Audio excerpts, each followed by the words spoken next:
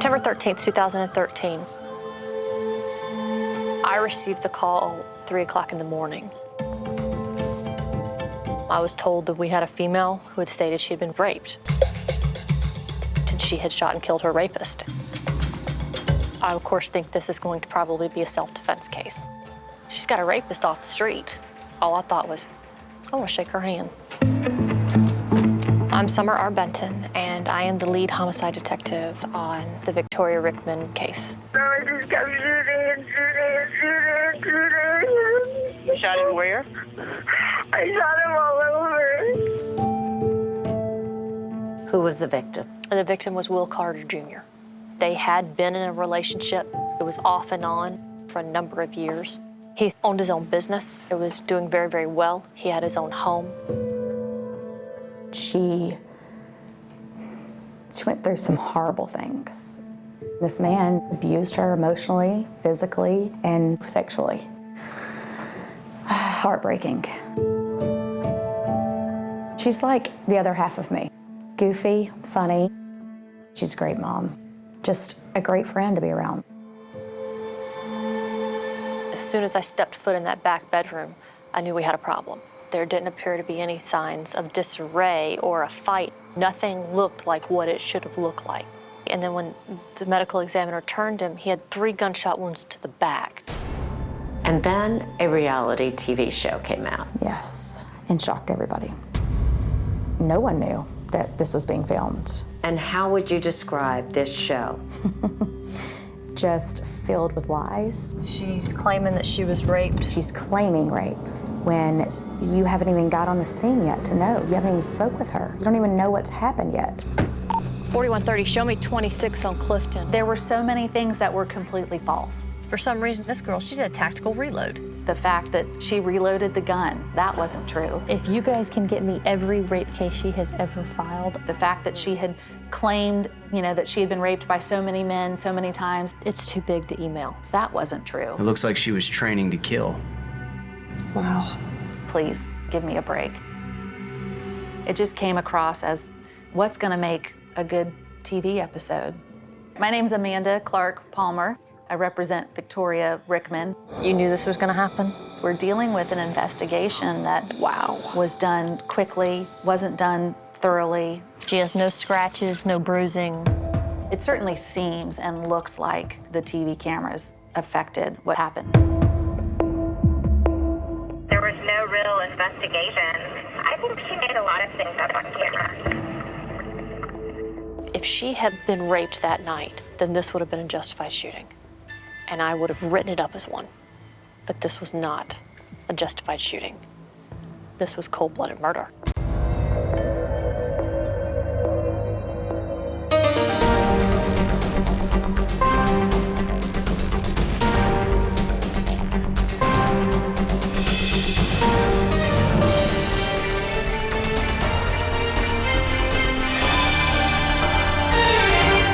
"48 Hours, Reality Kills."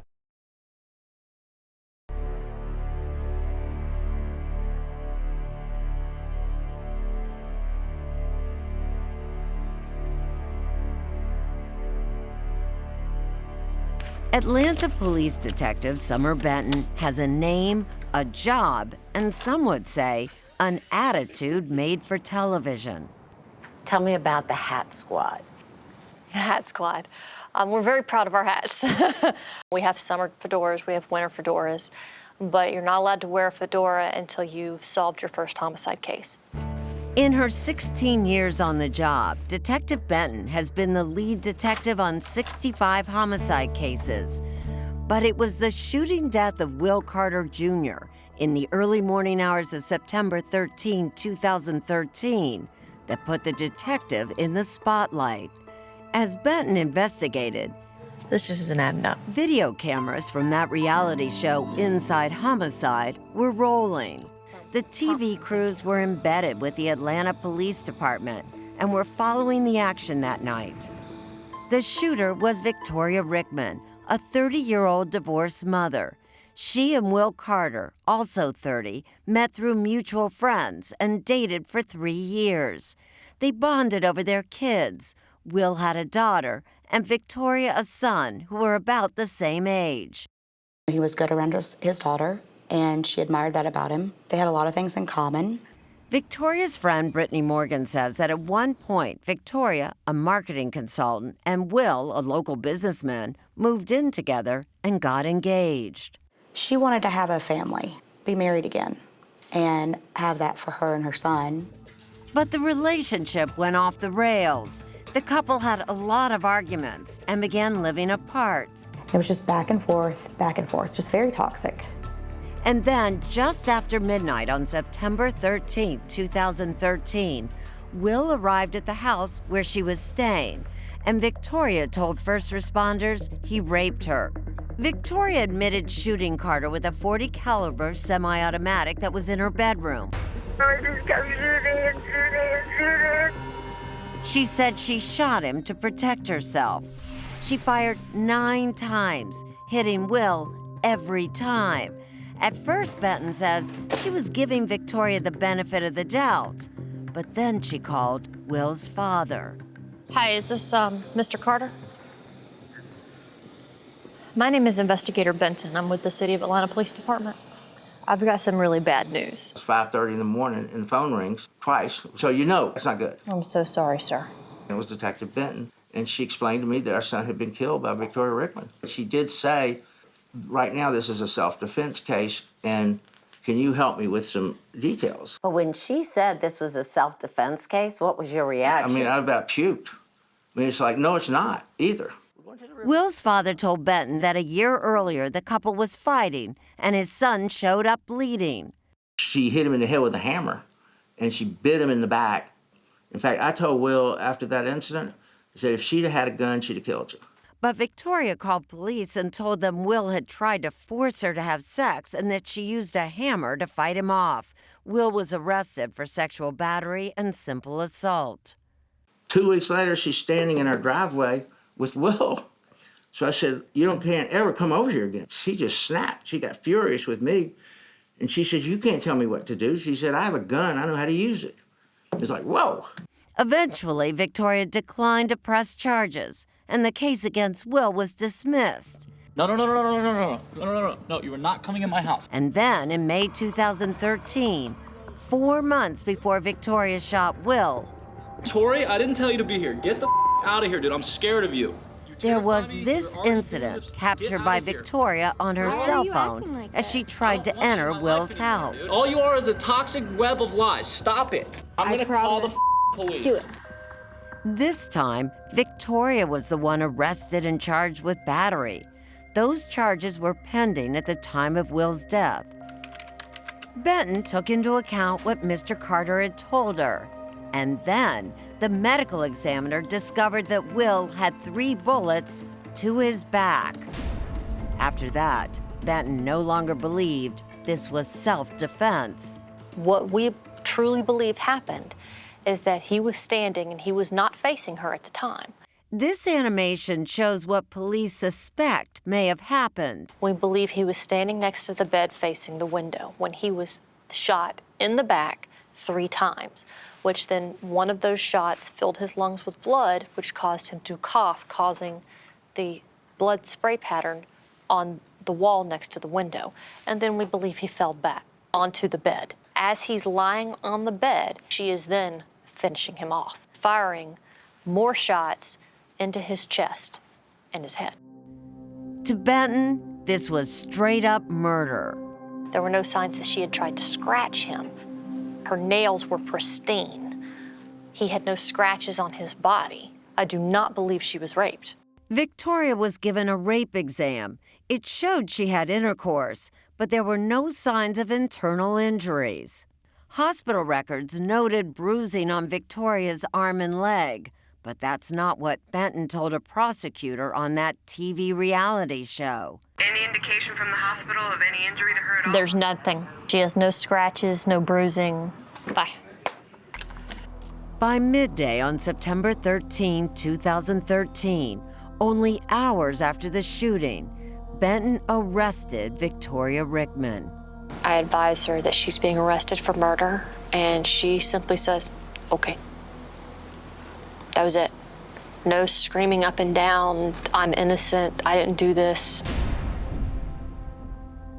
While Victoria appeared stoic, back at the Carter home in Marietta, Georgia, William Carter Sr. and his wife Caro were shattered.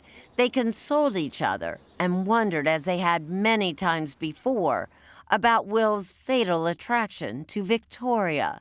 It's as if nobody could have done anything. He wouldn't listen to anybody about this. His biggest flaw was that he couldn't see the evil in her. But if Victoria had personal demons, so did Will. Years earlier, Will had been arrested several times for property damage and drug use. Will Carter admits his son had been a drug addict back then. Like what kind of drugs? I don't know, you name it. The doctor said it was more than something like marijuana. It was dangerous. After 10 years of drug use, Will went into a rehab facility.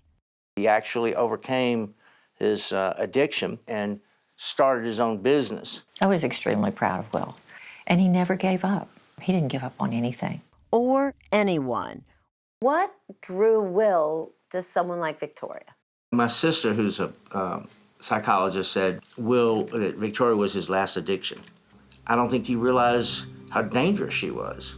But Victoria insists Will was still the dangerous one, and only 4 months before the shooting, Victoria reported to police that Will had beaten her, and she had documented it with these photographs.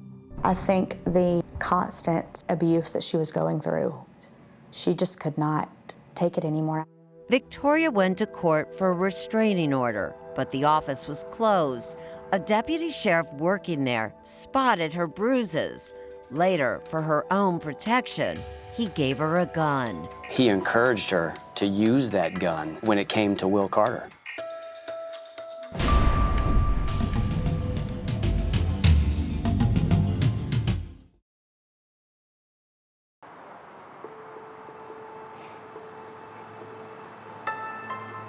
After Victoria Rickman's 2013 arrest for the murder of Will Carter Jr., she was denied bail and held at the DeKalb County Jail in Decatur, Georgia.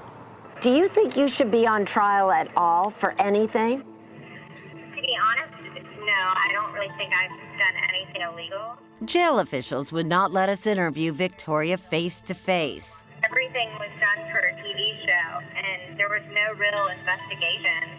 But we spoke to her via an inmate video calling system. I'm innocent of the charges that are alleged against me. Victoria stuck to the story she told police,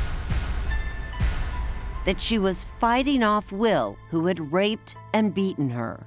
Unfortunately, I've been humiliated, dehumanized by the system publicly without my consent. Did you think your life was at risk? Of course.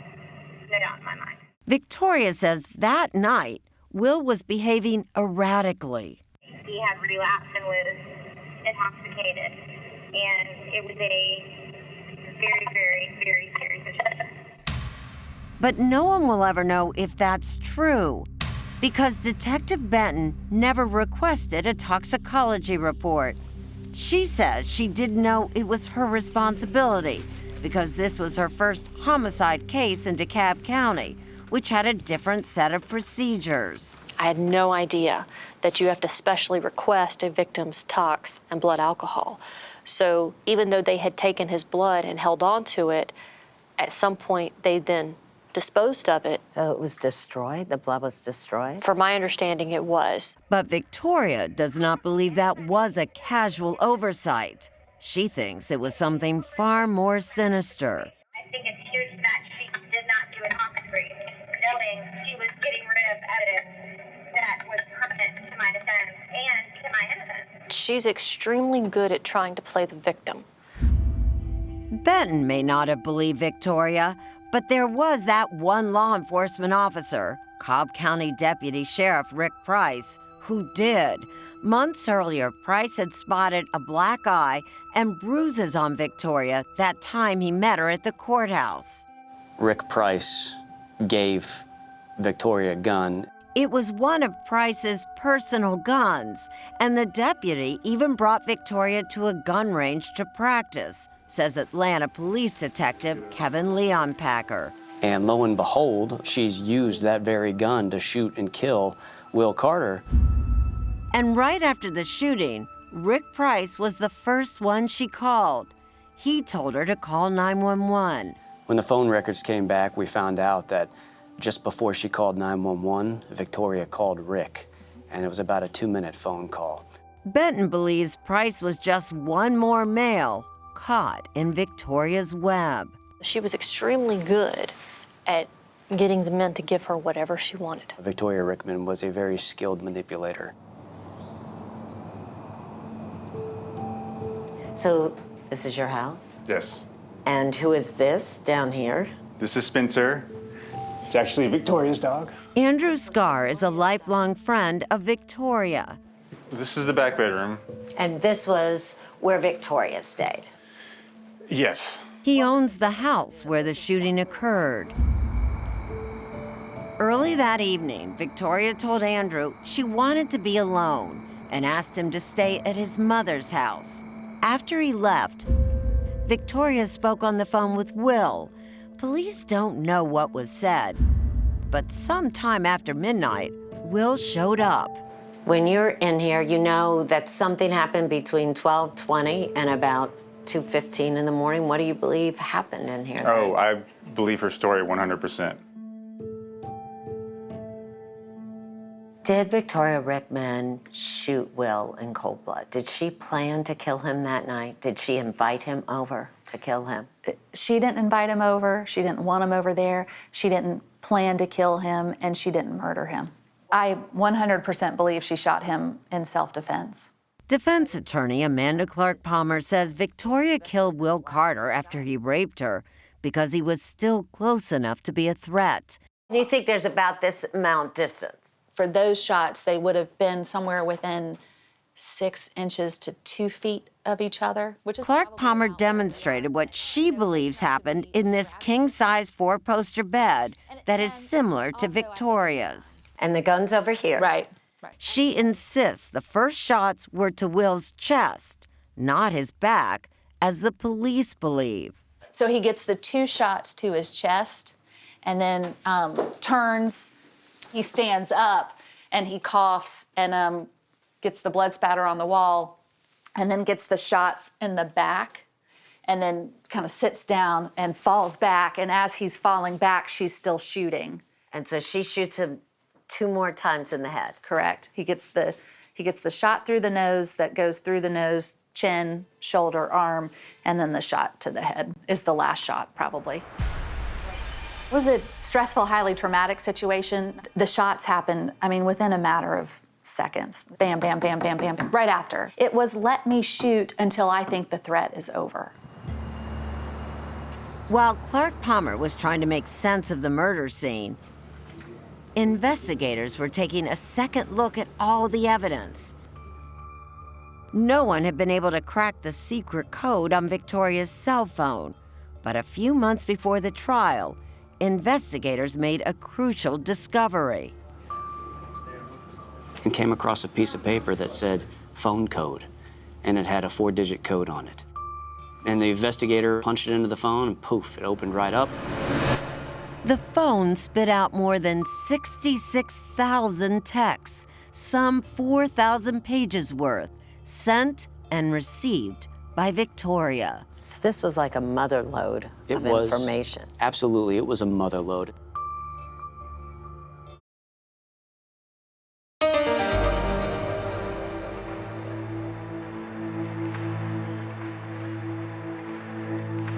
These 3 years and 10 months have passed, and we've had no trial.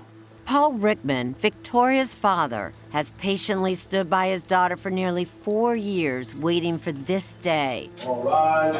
August 22nd, 2017, the day her trial for murder begins. I'm hoping that we get through with this and have it over and have her home. Victoria Rickman faces life in prison for shooting her on-again, off-again boyfriend, Will Carter Jr. We miss him every single day.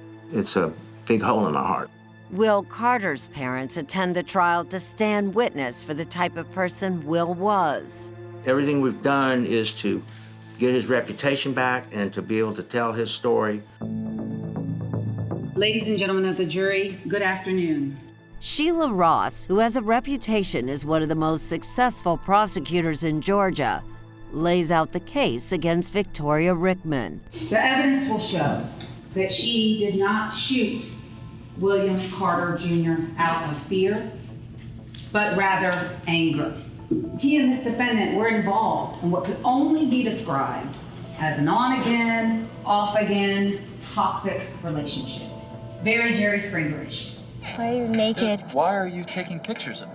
Ross plays for the jury that cell phone video made by Victoria during the contentious visit to Will's house in May 2013. No, you are not coming in my house. 4 months before the couple's fatal encounter.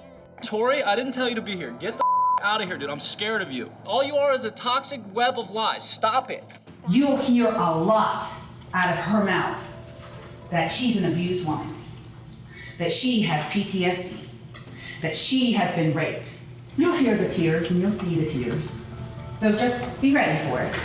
But we're gonna ask that you look past that, and we're gonna ask that you render a verdict that speaks the truth of what happened to William Carter Jr. that night, which is nothing short of murder. Thank you. May I proceed? Victoria's defense attorney, Amanda Clark Palmer, paints a very different view of the case. This case is about domestic violence. He abused her physically, verbally, and emotionally. She felt like he was going to do something terrible to her based on the way he was acting and based on the fact that he said, "I'm going to kill you."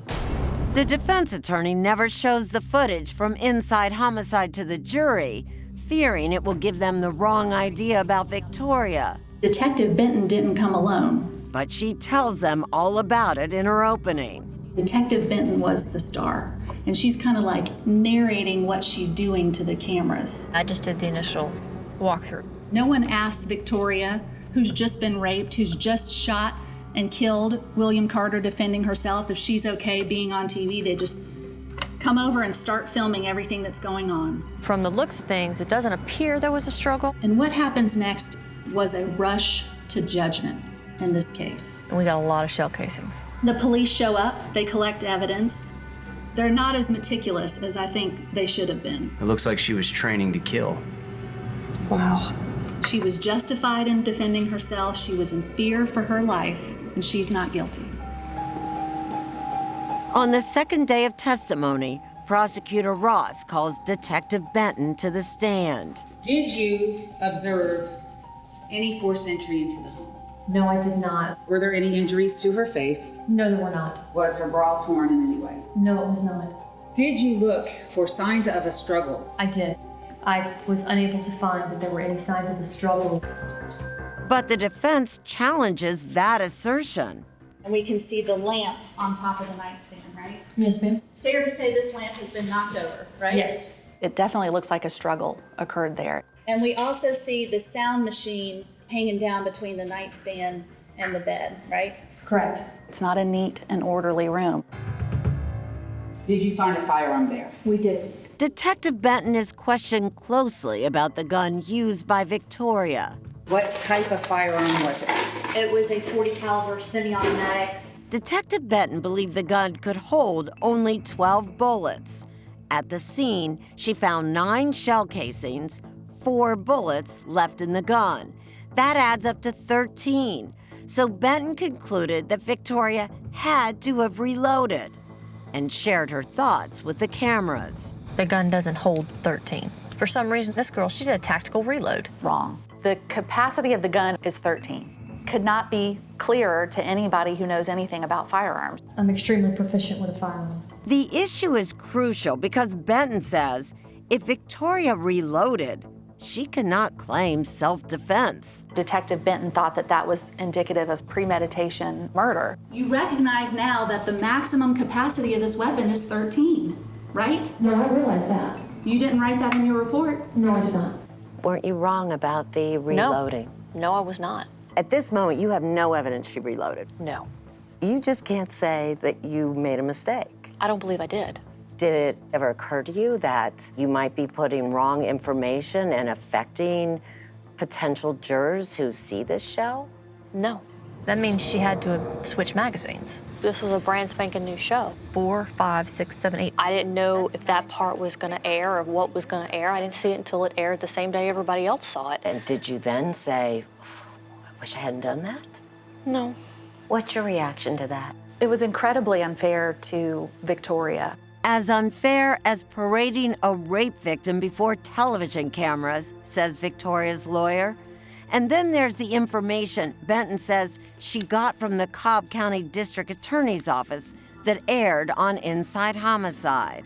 They stated that she has got such a long list of rape claims against so many men that it's too big to email. They'll have to physically bring it to me. Well, that wasn't true. You know, everybody makes mistakes. I'm not saying we didn't make any mistakes. I'm not saying Cobb County didn't make any mistakes.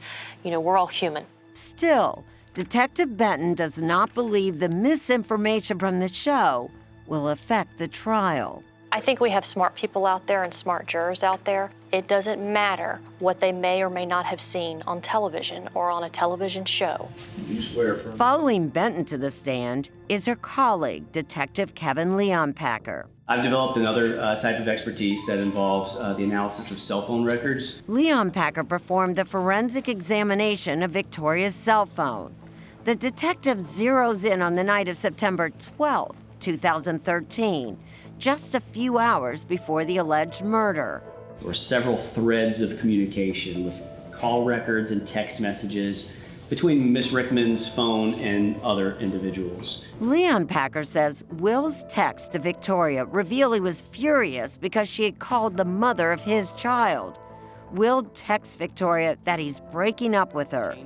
Leonpacker reads the text in court. You are too dangerous to be around. Never contact me or the mother of my child again. Why are you taking pictures of me? And in the text, Will also says he's going to follow up on criminal charges against Victoria in that incident captured on this cell phone video. I'm gonna need you to get out of here. Victoria may have feared an assault conviction would affect custody of her son. She begins sending texts to her friend, Deputy Sheriff Rick Price, sounding more and more desperate about Will.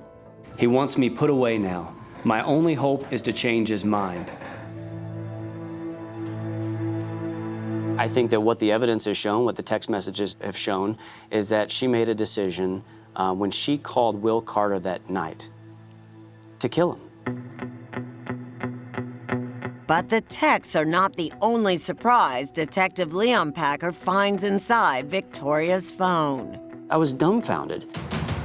I was like, wow, she will go to any lengths to prove her story.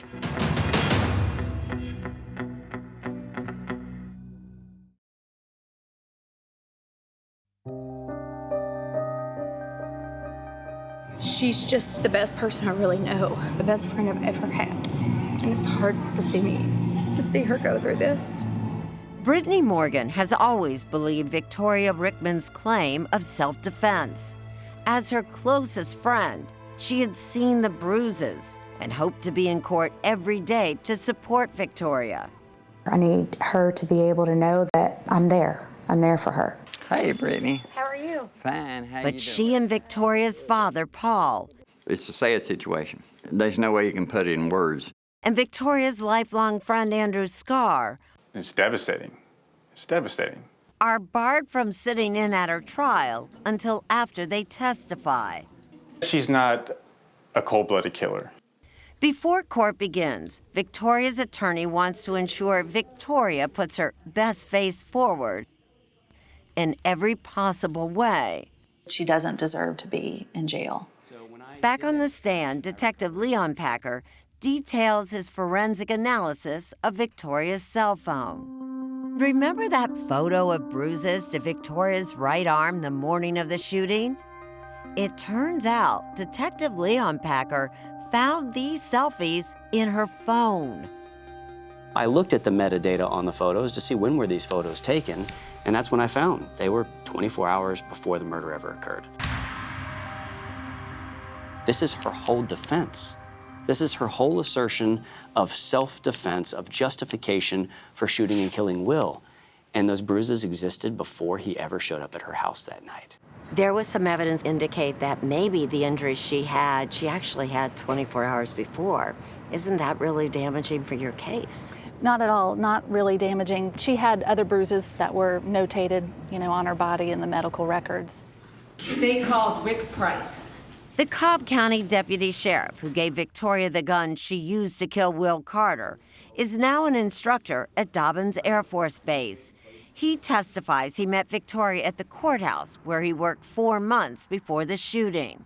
She told me that her ex had beaten her and she needed a protective order. I could see the bruises on her arms. I could also see that she had the outline of black eyes. Prosecutor Sheila Ross suggests Price had romantic feelings for Victoria. I was interested in Victoria, but we never developed past just good friends. Did you ever have sexual relations with her then? No. Did you ever tell anyone that you did? I've told people all sorts of things that had nothing to do with reality. Price was fired 5 days after the shooting for not cooperating with the investigation. We're going to call Dr. John Lockridge. Halfway through the second week of trial, the defense begins its case. Victoria's lawyer calls to the stand Will Carter's psychiatrist, Dr. John Lockridge. When is the last time you saw Will Carter Jr.? Who makes a startling revelation. He says that on September 10th, 2013, just 3 days before Will's death, Will reported having delusions. He said he thought he was famous, he was on TV, he was talking to and through the TV. Lockridge testifies that Will had been taking an antipsychotic drug to help him sleep better. But because Detective Benton never ordered a toxicology report, no one will ever know what drugs Will had in his system when he was shot. Victoria claims that Will had stopped taking his prescribed medications and had gone back to illegal drugs. It's a reason why he went crazy and raped me, forced his way in there and was going to murder me. Also testifying for the defense, a former chief medical examiner for the state of Georgia. Dr. Chris Lee Sperry bolsters the defense theory that Victoria fired the first shots into Will's chest, not his back, as the prosecution contends. He is turned somewhat towards the lady with the gun, the person with the weapon. He could be twisted towards her, leaned over. So he gets the 2 shots to his chest. Brittany Morgan. And now it's time for Victoria's friends who have been waiting to tell the jury what they saw in the year and the months before the shooting. The bruising it was kind of, almost looked like fingerprints on the side. I've seen bruises on her arm. I've seen a black eye. I have seen a mark above her eye, right about here. And where did she have the bruises on her body? On the wrists and her arms, and then the second occasion on the throat. Cobb County Police Lieutenant Robbie Ray says he too saw bruises on Victoria a year earlier. She had some bruising on her left upper forearm and on her left bicep. She said her ribs were sore. Victoria Rickman decides not to take the stand. But in her closing argument, Clark Palmer makes sure jurors hear what Victoria's voice sounded like the day of the shooting. I don't know how to help you. That is not the voice of a killer. Imagine how powerless she felt when William Carter, who was taller than her, heavier than her, and stronger than her, was raping her.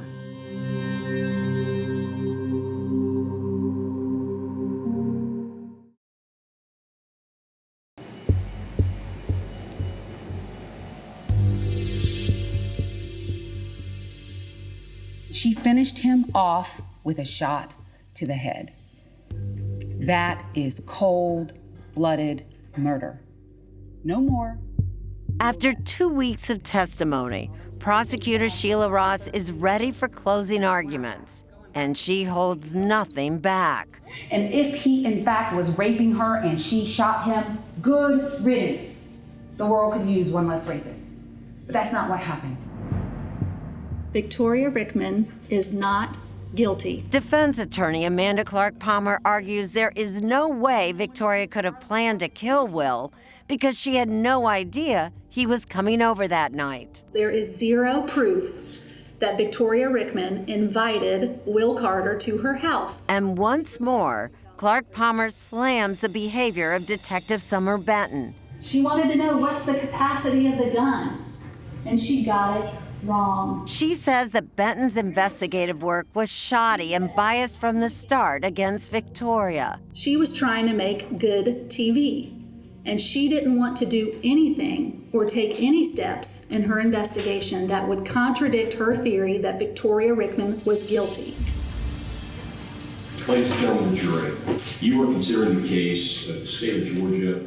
Closing arguments end late on the Friday before Labor Day weekend, but Judge J.P. Boulay orders jurors to begin deliberating. You may now retire to the jury room, but do not begin your deliberations until... Everybody started standing around thinking, you know, we're going to be here for hours. And they said, we've got a verdict.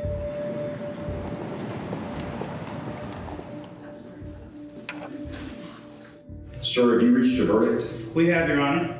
The jury returns with a verdict in less than an hour. The judge has the lawyers look at the jury form to make sure it's proper, and the lawyers clearly see the verdict. It was a very simple verdict form. It just had the 4 counts. It said she was guilty on each and every count. Deputy Johannes. We saw you whisper something to Victoria. I just said to her, I'm sorry. Yeah. Was that hard? It was extremely hard. The next moments make it official. Count 1, malice murder. We, the jury, find the defendant, Victoria Rickman, guilty.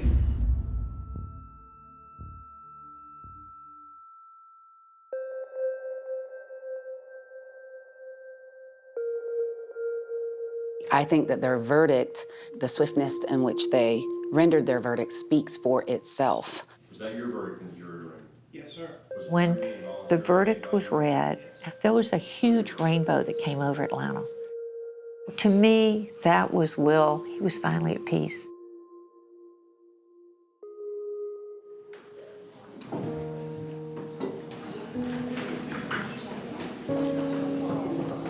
For Detective Benton, the verdict is gratifying. The gun doesn't hold 13.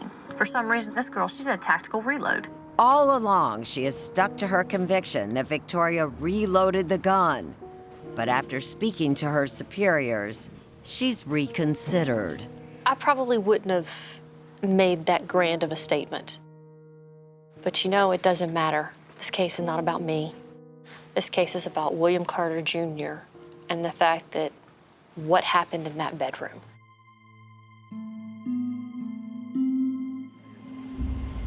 All rise. Superior Court of DeKalb County is now in 5 weeks later, everyone is back in court for sentencing. There's no doubt Victoria will get life in prison. The most she can hope for is the possibility of parole. Your Honor, thank you for the time to speak and clarify the facts of this case. Victoria Rickman, who did not testify on her own behalf, addresses the court.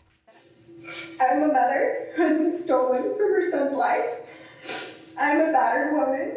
I am a victim who continues to suffer the nightmares and symptoms of PTSD caused from being forced to defend myself in years of abuse. So I ask you, Your Honor, return me my son and my life. Give me back my voice and my dignity. Victoria offers no apology. Ms. Rickman, please stand. And the judge offers no mercy. This court sentences you to life without the possibility of parole.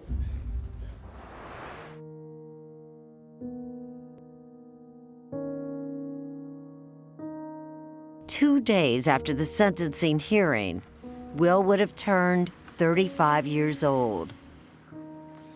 Will's mother says her son's death is a loss for everyone, but especially for his young daughter. She's a good student. She's got a beautiful heart. Never see her graduate and never, be at her wedding.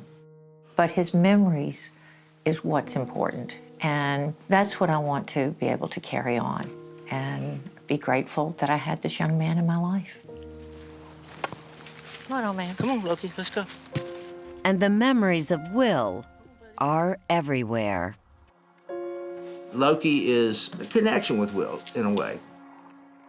Will loved his dog. He's almost 13, way beyond his normal lifespan. There's Loki, she's swimming. Loki gives me a lot of comfort because I know how close Will was to Loki, and we still have that connection with our son of something here on Earth. We're gonna be okay. We're gonna make it through this.